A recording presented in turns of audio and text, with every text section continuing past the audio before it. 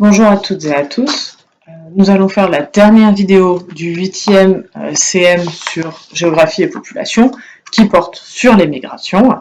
Et dans cette dernière partie, on va faire en fait la partie 4 et la partie 5 qui sont un peu plus courtes que les précédentes. Et déjà, on va relier un peu à cette question de population en regardant les effets sur les structures démographiques. Avec d'abord la question de l'influence sur la croissance démographique. La croissance, je vous rappelle, c'est l'augmentation, d'ailleurs si elle est, l'augmentation de la population d'un pays. Dans certains cas, c'est sa diminution, c'est contradictoire avec l'idée de croissance. L'immigration, elle transfère une partie de la population d'une région vers une autre, donc ça peut réduire la croissance démographique de la région de départ et augmenter celle de la région d'accueil. L'immigration, ça devient donc un enjeu, notamment pour les pays touchés par le vieillissement de la population, par exemple pour occuper les emplois laissés vacants. Et c'est le cas, par exemple, de l'Europe. Là, vous avez des diapos sur l'Europe, où l'indice de fécondité est faible. La moyenne, elle est à 1,6 sur l'Union européenne, donc en dessous du seuil de renouvellement des générations. Et le nombre de décès dépasse le nombre de naissances. Vous le voyez ici, ça vient tout juste de passer au-dessus. Et ça ne va faire qu'augmenter, notamment parce que les personnes nées pendant le baby boom, cette forte période de croissance après la Deuxième Guerre mondiale, avancent en âge et donc vont décéder, ce qui va vraiment, vous le voyez dans les projections, augmenter nettement le nombre de décès par rapport au nombre de naissances. Pourtant, quand on regarde ici, en haut à gauche, la population de l'Europe continue à augmenter, alors que les chiffres, les indices démographiques ne devraient pas amener à ça, et ça s'explique par l'accroissement migratoire. Ici, vous avez ce qui permet d'expliquer l'accroissement de la population en Europe. On voit que le seuil migratoire est plus important que l'accroissement naturel, et c'est ça qui explique le maintien de la croissance de la population européenne. Sur le long terme, là, vous avez un scénario avec ou sans migration. Alors c'est un scénario, donc c'est toujours soumis à critique, bien sûr, mais on voit que sans migration, la population européenne s'effondrerait, alors qu'avec les migrations, elle peut espérer se maintenir. La présence en plus d'un nombre suffisamment important de migrants, dont les indices démographiques peuvent être différents, peut influencer la croissance démographique d'un pays. Et là, je vais vous donner l'exemple de la France, alors que c'est vraiment pas le plus signifiant, parce que la proportion d'immigrés reste faible par rapport à d'autres pays, mais c'est difficile de... j'ai pas réussi à trouver d'autres chiffres. Je vous donne l'exemple pour la France.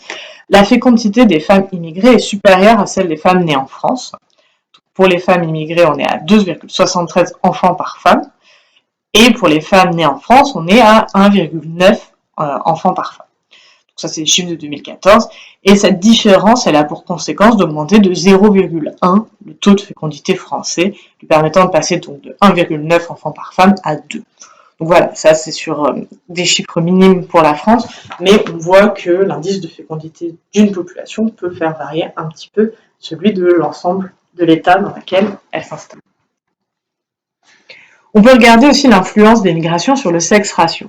Le sexe ratio, c'est le nombre de femmes par rapport au nombre d'hommes, puisque ces migrations ont des conséquences sur la structure par sexe, à la fois pour les pays de départ et les pays d'arrivée. On va prendre l'exemple des pays du Golfe, parce que c'est le plus marquant, où une grande partie de la main-d'œuvre est d'origine étrangère, et les travailleurs migrants n'ont bien souvent pas la possibilité de faire venir leur famille, donc ça fait vraiment des statistiques complètement déséquilibrées. Regardez, là, vous avez la pyramide des âges du Qatar. Vous avez à peu près 300 hommes pour 100 femmes dans le pays. Donc ça fait vraiment, vous voyez l'écart, la proportion est vraiment très déséquilibrée. C'est vrai aussi pour les migrations intérieures. On va parler un peu de migration intérieure, notamment entre les villes et les campagnes. Et ça, c'est très marquant dans les pays en développement, où la migration des hommes vers les villes pour trouver un emploi plus rémunérateur se fait souvent en laissant la famille au village, donc les femmes et les enfants. Et on peut regarder l'exemple de l'Inde. On a déjà un sexe ratio qui est déséquilibré, on en a parlé, et dans certaines villes, notamment les villes industrielles du nord-est du pays, le déséquilibre est encore plus marqué à cause d'une forte migration masculine. Là, je vous ai pris l'exemple de la ville de Surat, qui est ici. La ville de Surat, C'est une ville de plus de 6 millions d'habitants, hein. Donc on a un déséquilibre qui va se jouer d'ailleurs à plus d'un million d'habitants, enfin presque 1 million d'habitants. C'est pas une petite ville, hein. Le sexe ratio, il est de 787 femmes pour 1000 hommes. En 2011, c'est le dernier recensement qu'il y a eu en Inde, c'était en 2011. Et ça s'explique en partie par le sexe ratio à la naissance. Il y a moins de femmes qui naissent, hein, on l'a vu pour les raisons, mais c'est amplifié par les migrations, parce que c'est une grande ville industrielle qui va attirer plutôt des migrants masculins. Enfin, sur l'effet des migrations sur les structures démographiques, il y a l'influence sur la structure démographique par âge, puisque l'arrivée d'une nouvelle population peut avoir des conséquences dessus, puisqu'une arrivée, on va dire, importante de migrants en âge de travailler peut transformer la forme de la pyramide des âges. Et j'ai pas eu d'autre choix que de remettre une pyramide des âges d'un des pays du Golfe, les Émirats Arabes Unis, parce que c'est là où il y a la proportion d'immigrés la plus importante, donc c'est là qu'on voit le plus les conséquences. On voit vraiment une surreprésentation des hommes entre 25 et 35 ans. C'est un pays qui encourage l'immigration massive de travailleurs étrangers, et donc le nombre de jeunes hommes est totalement décorrélé de la réalité démographique de la population qui est émirati, on va dire, de nationalité. On peut aussi noter que, puisque les migrants sont essentiellement des jeunes actifs, les pays connaissent une immigration maximale lors de la transition démographique, quand il y a un accroissement démographique qui est très fort. Et par exemple, si on regarde le Mali, alors les chiffres datent un peu, mais c'est pour vous rappeler la forme d'un pays en pleine transition démographique, il y a nettement plus de naissances que de décès. On a un accroissement démographique fort et donc potentiellement une partie de la population qui migre de manière importante, alors que, à l'inverse, les sociétés post-transitionnelles, qui voient vieillir progressivement leur population, voient aussi baisser leur émigration. Et cette migration de jeunes actifs, si elle est forte, si elle se poursuit longuement, elle a des conséquences sur la structure par âge des régions de départ comme d'arrivée. Et là, à nouveau, je vais parler des migrations intérieures. On peut observer un vieillissement des campagnes, puisque la population jeune émigre vers les villes. À l'inverse, la population des villes, elle reste jeune parce qu'elle bénéficie de l'immigration des jeunes des campagnes, notamment des étudiants, des jeunes actifs, alors même qu'une partie, on va dire, des seniors quitte la ville pour aller faire sa retraite à la campagne pour une meilleure qualité de vie. Donc il y a aussi un déséquilibre de la structure par âge au niveau des migrations intérieures entre ville et campagne. On va maintenant faire la dernière partie sur la perception des migrations, avec un peu les deux aspects, une vision positive qui va encourager les migrations et à l'inverse, une vision négative qui va donner naissance à des discours anti-immigration. Donc, sur la perception et la volonté d'encourager les migrations, déjà, les migrations, elles peuvent être perçues vraiment positivement et notamment du point de vue économique. Et je vais me concentrer sur cet aspect économique. Elles permettent, ces migrations, l'arrivée de gens jeunes en âge de travailler et souvent prêts à accepter les emplois les moins qualifiés, ceux qui sont parfois laissés vacants par la population du pays. En plus, il y a un truc à avoir en tête, c'est que la majorité des migrants, pour la très grande majorité, arrivent en âge de travail, déjà en âge de travail. Ils n'ont rien coûté à la société en termes d'éducation et de soins dans l'enfance, et en plus, une partie repart dans son pays d'origine à la retraite. Donc c'est un coût en moins pour la société qui a des gens en âge de travailler sans les coûts, on va dire, d'éducation avant. Donc en conséquence, certains pays encouragent vraiment ces migrations. Historiquement, les États-Unis sont une terre d'immigration, l'Europe au XIXe siècle a eu recours à l'immigration pour compenser l'exode rural, et actuellement certaines régions continuent à encourager l'immigration. Et ça se fait de manière assumée ou de manière discrète. Quand ça se fait de manière assumée, c'est par exemple le cas des pays du Golfe, qui essaient d'attirer une main-d'œuvre nombreuse. Il y a des mesures qui sont prises vraiment directement pour favoriser l'immigration. C'est par exemple l'employeur qui paie le billet d'avion du travailleur étranger. Ce qui ne veut pas dire que les conditions sur place sont favorables aux travailleurs immigrés, bien sûr. Les contrats peuvent être de courte durée, il y a des limitations d'accès aux droits, mais les migrations sont encouragées. Et puis des fois, elles sont encouragées de manière discrète. Et là, il y a une différence entre ce qu'on appelle les sunshine politics, c'est-à-dire les choix politiques qui sont mis le plus en avant, dans un contexte où on a des discours anti-immigration qui peuvent être forts, Il y a des États qui vont insister sur leurs réformes pour restreindre l'immigration. Ça, c'est les sunshine politics, ils le mettent en avant. Mais en fait, il y a aussi les shadow politics, donc on va dire les mesures politiques qui restent dans l'ombre. Ces mêmes pays peuvent avoir des mesures pour protéger le droit d'entrée et de résidence des immigrés. Donc on peut avoir un peu un aspect où on a une différence entre une condamnation forte d'émigration illégale et un encouragement qui se fait plutôt discret d'émigration qualifiée, voilà, parce que ça intéresse les pays de recruter ces travailleurs qualifiés. On est dans un contexte de mondialisation, on l'a dit, et le contexte de mondialisation se fait dans une économie qui est libérale, et dans la vision libérale, cette vision libérale est favorable aux migrations qu'elle voit comme un ajustement des ressources. C'est-à-dire les migrations permettent de satisfaire les besoins en main-d'œuvre des pays des Nord, tout en soulageant la pression démographique des pays pauvres et en favorisant leur développement par le biais des remises. C'est une vision très, très libérale, mais qui est portée par certains États. On a également des discours anti-émigration. Alors là, je vais commencer par un petit détour par l'histoire de France. Donc je voulais vous parler des travaux de Louis Chevalier, qui est un historien, et qui a écrit un livre qui s'appelle « Classe laborieuse, classe dangereuse ». Pour son travail, il s'appuie sur des sources populaires, c'est-à-dire des romans feuilletons, des faits divers, des rapports de police. Lui, ce qu'il étudie, c'est la première moitié du XIXe siècle, en France.